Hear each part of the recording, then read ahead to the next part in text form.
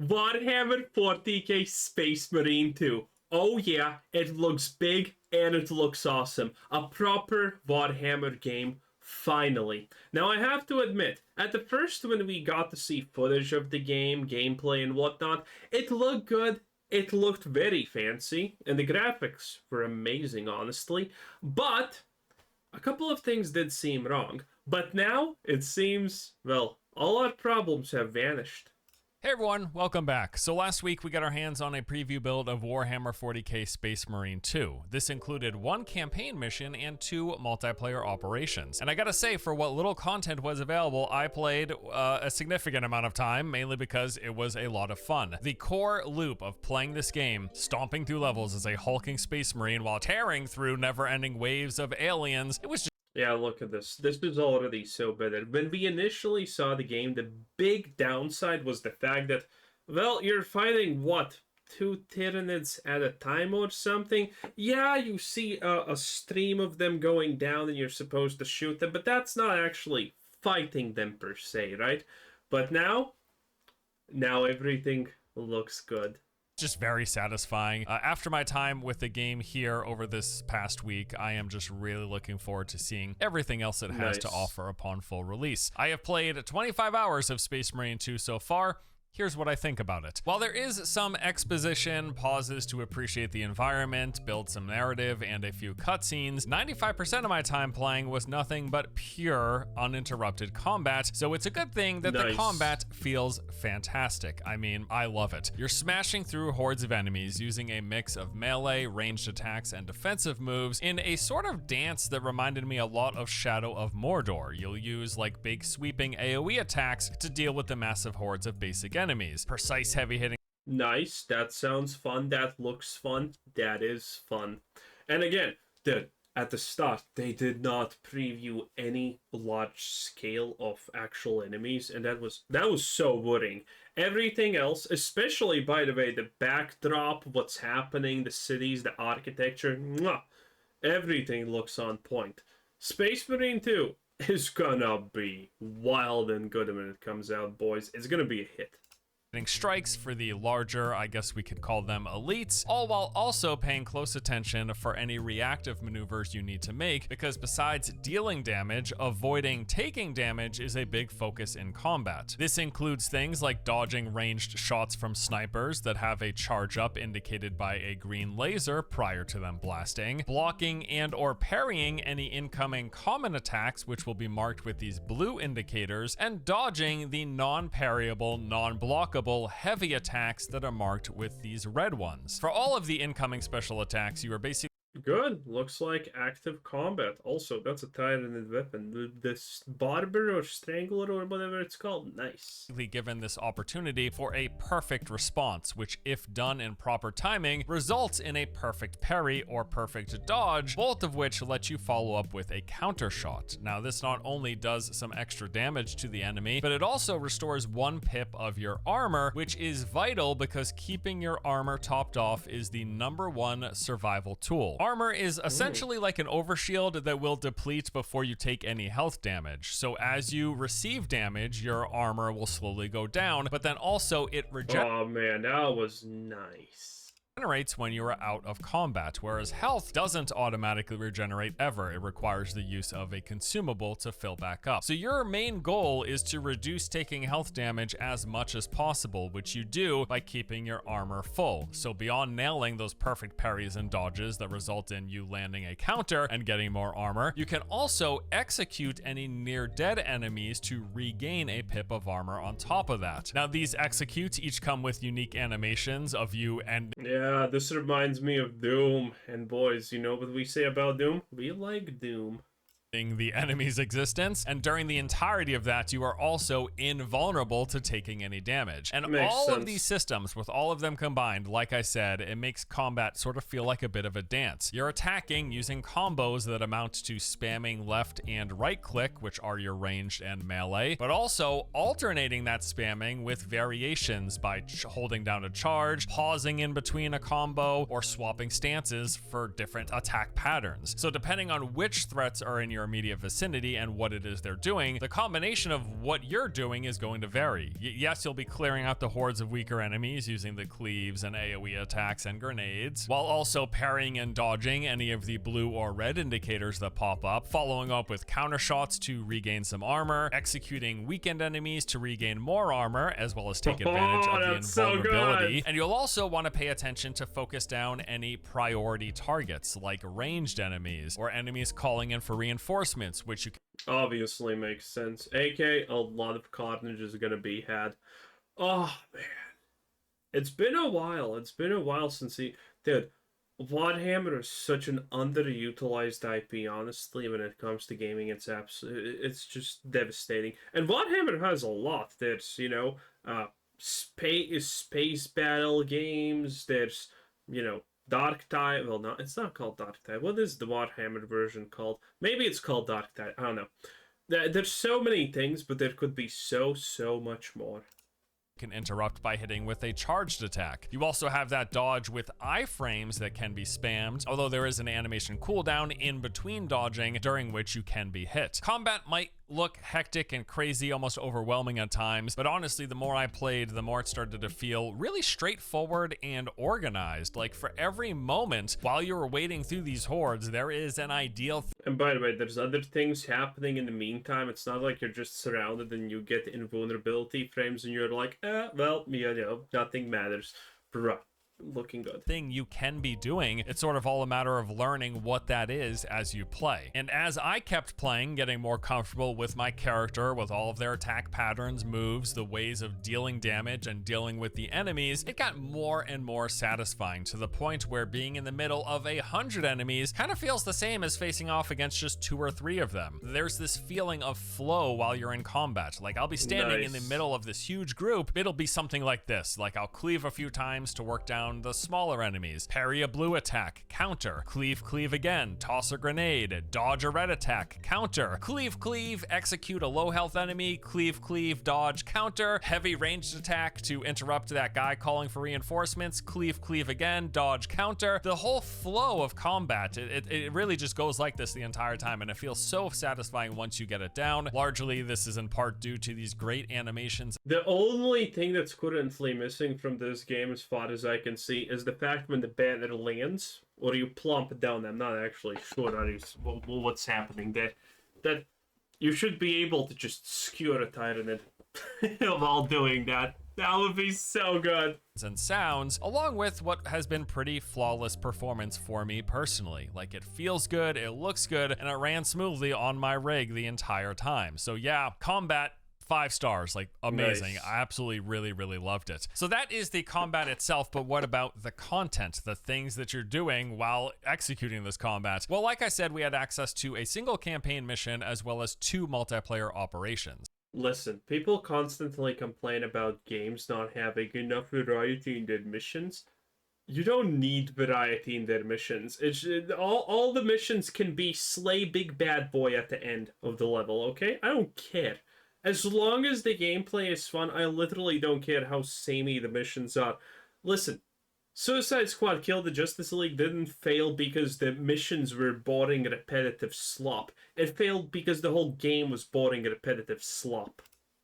So for the campaign mission, this was called Void Song. We were told that it is from roughly around the midpoint of the story campaign. Now, I don't want to spoil any of the narrative parts of it, but we did see and do a few interesting things that I'd like to point out. So while cleaving our way through the hordes, we encountered things like multiple world-building sections where we had a time to... we have a commissar probably executing someone. We have... what's that called? The Alpha Legion? The Traders? Nice. Sort of take a moment, pause, and soak in the environment. It looks like they've done a good job of executing on that grim feeling of the 40k universe. Also, the scale of everything was impressive, from the massive towering structure. I like the scale, obviously. I honestly think Warhammer game has missed out on the scale, because that's one of...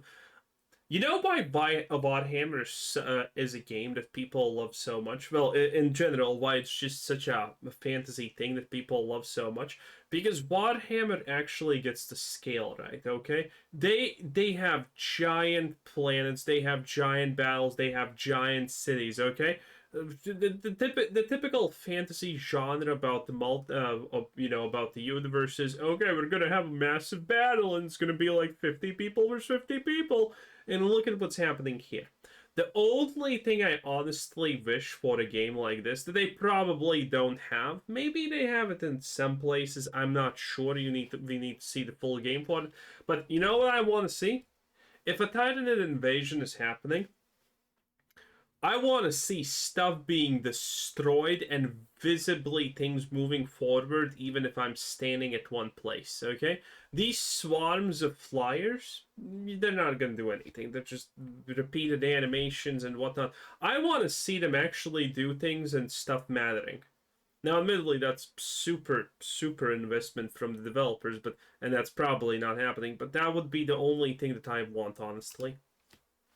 To the never-ending waves of enemies pouring through the streets and the well-oiled military machinery that was there to confront them. It's just all so darn gritty and cool looking. I really appreciated it. There's also quite a bit of enemy variety. You've got the basic Tyranid hordes that would like run up and try to swarm all around you, and then you've got larger, more elite variations of those, like these dual-wielding melee knights, the ranged snipers, the stealth assassins, the bombers. We got ones that would toss out landmines. There were the floating squid things that were all about supporting and buffing the other Tyranid enemies. We also came across some bad guy Space Marines. Apologies, I'm not really up on all of my Space Marine lore and factions and all of that, but these were kind of cool looking. They were like ethereal and they would explode into this cosmic confetti when you killed them. I thought it looked really neat. There's also a couple of mini. There's a lot of reason why they because they're literally just empty shells of armor that, you know, has dust in them.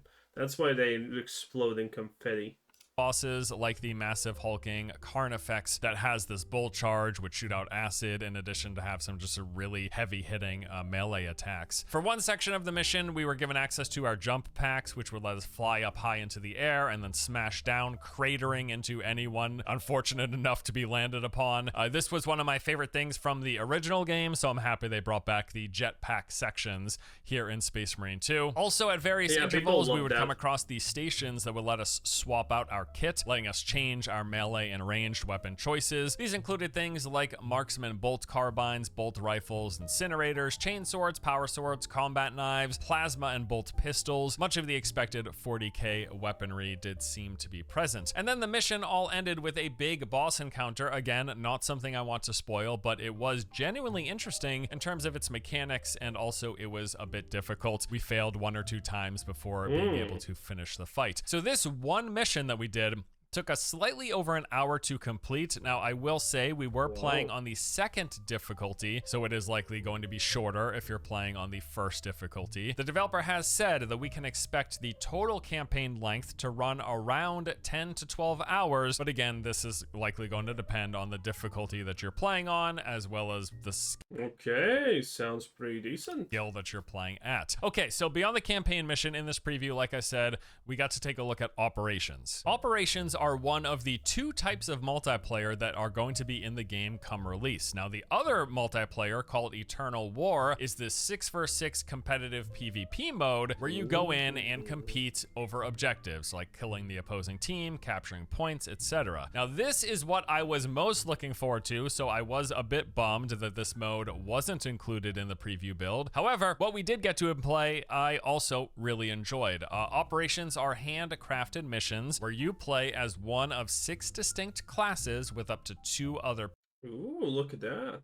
Well, by the way, is it everything just the Smurfs? People moving through levels that act as sort of side stories to the main campaign. In fact, one of the operations we had access to was a direct reference to events that we saw take place in the campaign mission that we had access to. Funny enough, also, operations, they actually remind me a bit of Warhammer 40k Darktide. No joke. At least in terms of their structure. It works like this. You're just moving through what are relatively linear levels, fighting groups of enemies, and these groups will be mixed up from one run to a next. You might see a different combination of enemies in any given section. There's also multiple objectives for you to clear as you go throughout, and occasionally side bosses can appear in the middle of a mission. I wouldn't say it has quite the depth or variety of the Darktide missions, but it is very similar in it. I wonder if at any point you're gonna have to kill a Bio-Titan. Its overall structure, almost like a streamlined version of what they did in that game. So the two operations we had access to were Inferno, where Titus asks us to block the Tyranid advance long enough for his team to be able to withdraw. So we need to go in,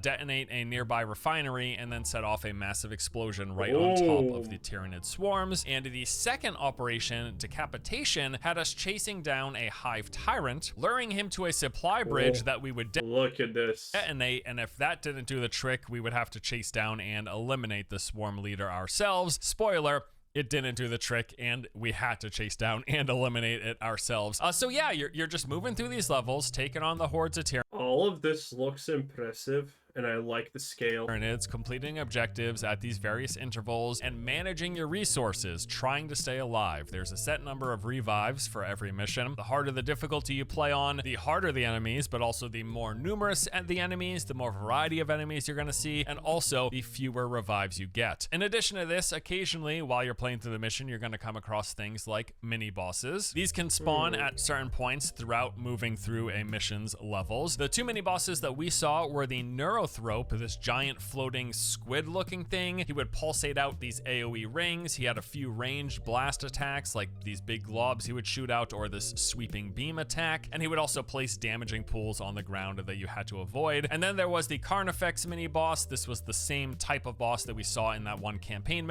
Okay, keep in mind, mini boss. That should be very telling, that these are just mini bosses. He could show up in these operations. He once again had big melee cleaves. He could shoot acid. He had a ground slam, and he would do this bull rush charge where you can actually guide him into walls, and if you do so successfully, it stuns him momentarily. And then there was also just a full-on boss fight in one of the two operations that we saw. This was against that Hive Tyrant. He had a ton of different attacks, lots of huge lunging sweeps that he would do that you would have to dodge because you... Well, yeah, that's kind of, 4 limbs, a lot of blades. Probably couldn't block or parry them. This actually made for a lot of potential opportunities, if done perfectly, to get encounter shots, which was kind of nice. He would also place down these damaging AoE pools for you to avoid. He had these ranged sweeping attacks where he would shoot a large arc that at one player that you would have to dodge. Would also periodically summon in additional Tyranids for you to take out, and he had this shout that would pulsate out in... The Tyranids are summoned for you as a way to actually regenerate your shield. That's the mechanic. Damage rings that you could avoid by doing your iframe dodge right as the ring passed over. Now, while these levels are very linear, you're going through, you're clearing the enemies, they do have like these occasional branching paths where they might split momentarily and then meet up like 10 to 20 seconds later. But they are linear, but you do still have to pay a bit of attention. You want to be looking around because all along the edges and in a select few alcoves in each of the levels are very valuable pickups that you need to be on the lookout for. Now, a lot of this stuff is to just keep you going because this game, especially on the higher difficulties, you are limited on resources. You're limited on health, you're limited on ammo, and you're taking a lot of damage. So you got to keep refilling your reserves. So you're going to find health kits. You can carry by default a maximum of 2 of these at any given time. You're going to find ammo crates. This is universal ammo. It'll work for whatever ranged weapon type, but you're going to be pretty limited on the number of crates you have, although occasionally you will find crates that have unlimited ammo for particular sections of levels. You're also going to find a large variety of grenade types. You can pick and equip these, and then you use them. Once you're out, you'll have to find more to re-pick up. You will find what's called an armor boost, which gives you actually 1 extra bonus pip of armor on top of the ones you have by default. And then occasionally you'll come across a guardian relic. This lets the holder of the relic self-revive upon death, which is very convenient, especially at not capping out on your limited number of revives per match. And on top of that, every single level has what is called a hidden armory data. It's this floating skull, which if found, can then be used to permanently upgrade one of your weapons. Now, there again are 4 difficulty tiers. Things get significantly more difficult. The enemies that you're facing against, the amount of damage they're doing, the variety, the number of enemies that you're coming up against, even just moving from the tier 1 difficulty to tier 2, provided... Well, it should be escalating, right? That's at least what I would expect, that the escalation happens. Maybe the initial stuff that we saw of Space Marine 2 was the very, very early portions of the game where, obviously they're not going to throw you against a billion tyrants instantaneously. So maybe that was that. Because, that was the start was in a jungly type of area, the outskirts, and now it's in a city. I wonder if the third act is, the end of the game is like in space or something, or maybe in a, some hive-ish place. A significant jump in challenge in difficulty, but with that you get increased mission rewards. So in completing a mission, you will be rewarded experience for the class that you're playing, as well as the weapons that you're using. Both of these have progression systems that you level up and make them better. You're also given currency, which is used for upgrading your weapons, as well as okay, I like that, a progression system for weapons. Cool. Purchasing cosmetic unlocks, and the armory data, which once again is used for powering up your weapons into these higher rarities. The rewards that you get will be scaling with the difficulty, so that means the higher the difficulty, the more experience, the more currency, and the higher rarity of data, weapon upgrade data that you find. So there were 6 operations in total listed in the build that we played, although we only had access to the first 2 of these. And from what I've read, these 6 are the 6 that the game will be launching with, and then they plan to add additional ones with free updates post-release. I will say, I do wish there were a bit more than 6 to start, but even as... Yeah, it doesn't sound like a lot, that's true. But, maybe they take a really, really long time, and that's why, they're not too worried about people running out of stuff. And, if in every operation the enemies, how they spawn are different, the different types at different places, that could work. It can offer a fair bit of replayability, especially with those 4 difficulty tiers to play through. That is, at least if you're interested in leveling up the classes and weapons, because if not, well, it might not take too long for you to play through all 6 operations once or twice. On average, a single mission took us between 30 and 60 minutes to complete, depending, well, on a lot of variables. Yes, depending on the difficulty that we played on, but also depending on how many extra hordes got called in that we didn't properly interrupt, or how many extra side bosses were spawned throughout the encounter. The higher the difficulty will make things take longer. Enemies take longer to kill. They're also deadlier, so you have to play more carefully and more reserved. You've got less ammo to work with. All of these things can increase a mission's duration. And I'll also say that even after all of my time playing this game, I didn't get too very far into the tier 3 difficulty. I never completed a single match on tier 3. It was that much of a challenge. Though worth mentioning here, at this point in time, I was playing the game by myself. It was solo. My mates weren't available at the time. Although I will add that the AI in this game is pretty good. You always have AI teammates, even if you're not playing with any other real people. There will be 2 AI teammates in there by default, and they're pretty good. At least they never die. Like, literally, I never saw an AI teammate die once, and they will always revive you as well if you happen to die. So the AI in this thing is pretty good, but yeah, the game can be quite difficult. Let's talk a bit about the details and specifics about things like the classes and progression. So for classes, as mentioned, when you play the multiplayer, you are asked to pick from one of 6 available classes. Here's a basic rundown of what they do. The tactical class has a scan that will reveal enemies in an area and then also make them more vulnerable to damage. For weapons, he can choose between any of the ranged main hand weapons in the game, the only class that can do that. He also has a bolt pistol for offhand and a chainsword for melee options. This appears to be just a good all-arounder range class, especially since it's the only class that can use any of the main hand weapon types in the game. The assault class has a jump pack that enables enhanced dashes and powerful jump slams. Doesn't have a main hand weapon, but instead has a pistol offhand. Really, melee is the main focus of this class. With him, you can choose to use the thunderhammer, chainsword. Okay, so the classes are as you honestly would expect, right? I kind of like that. I wonder if this is it. Seems like it's gonna be it. Because you kind of know what to expect from classes. The only question is... Let's look a little bit back, see if we can find the classes. Because it didn't look like we have anything even close to a librarian, for example. Which is... questionable, because that would be goodness. Probably a lot of people would kind of enjoy that.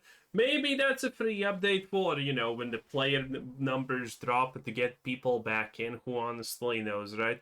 Dark Tide has that, obviously. So, why not this? There are Space Marines that use warpy spaghetti-o moves, so it could be a possibility. Anyway, that was Force. 10 out of 10. Anyway, have a nice day. Bye bye.